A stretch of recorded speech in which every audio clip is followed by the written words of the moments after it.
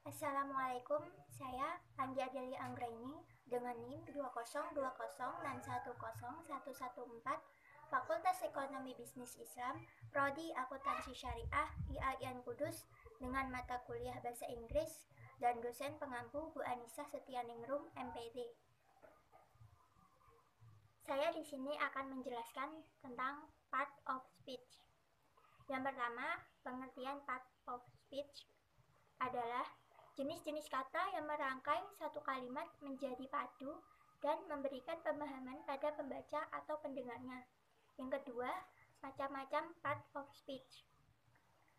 Macam-macam part of speech ini biasa disebut dengan istilah pancavip, yaitu pronoun, adjective, noun, conjunction, adverb, verb, interjection, dan preposition.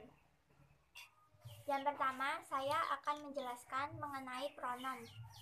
Pronoun atau sering disebut dengan kata ganti benda, yaitu kata yang digunakan sebagai kata ganti noun dalam suatu kalimat. Fungsinya agar tidak terjadi pengulangan kata yang dapat menghasilkan kalimat yang panjang. Noun sendiri biasanya meliputi I, you, they, we, he, she, dan it. Contoh dalam kalimat, Laila does not really talk about accounting. She could only count. Dalam kalimat tersebut, pronoun terletak pada kata she, yaitu kata ganti sebagai Laila. Kemudian yang kedua yaitu adjektif. Adjektif atau kata sifat adalah kata yang menggambarkan suasana, kualitas, atau isi dari noun atau pronoun. Contoh, accounting will look easy if you want to learn it. Easy termasuk kata adjektif yang berarti mudah. Kemudian yang ketiga yaitu noun. Noun atau kata benda merupakan kata yang ditujukan untuk menyebut suatu hal, baik berupa manusia, hewan, benda, maupun tempat. Contoh, an accountant records all financial statement in a book. Di sini kata noun terletak pada kata book, yaitu buku. Yang keempat yaitu conjunction. Conjunction atau kata penghubung ialah kata yang berfungsi untuk menghubungkan kalimat, frasa, atau kata yang bersifat majemuk. Contoh, in the world of accounting, English is very important, so we must learn it. Kata conjunction dalam kalimat ini terletak pada kata so, yang berarti sehingga.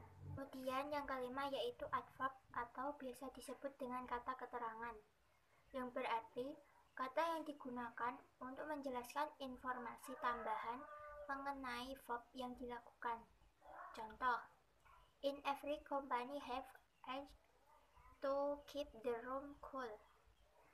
Dalam kalimat tersebut, adverb terletak pada kata cool yang berarti dingin.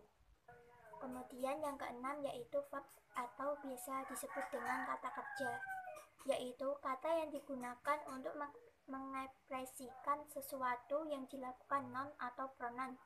Contoh, an accountant must be able to speak fluent English. Yang termasuk kata verb terletak pada kata fluent yang berarti fasih. Yang ketujuh yaitu interjection atau kata tambahan, yang berarti kata yang digunakan untuk mengekspresikan perasaan pembacanya. Contoh, oops sorry, I have not finished that financial report yet. Dalam kalimat tersebut, interjection terletak pada kata oops. Yang terakhir yaitu preposition atau preposisi, adalah suatu part of speech yang berada sebelum noun atau pronoun untuk membentuk suatu frasa yang memodifikasi kata lainnya dalam suatu kalimat. Contoh, an accountant is adept at calculation. Dalam kalimat tersebut, preposition terletak pada kata adept yang berarti mahir. Sekian yang dapat saya sampaikan mengenai part of speech. Apabila ada tutur kata atau ucapan saya yang salah, saya mohon maaf. Wassalamualaikum warahmatullahi wabarakatuh.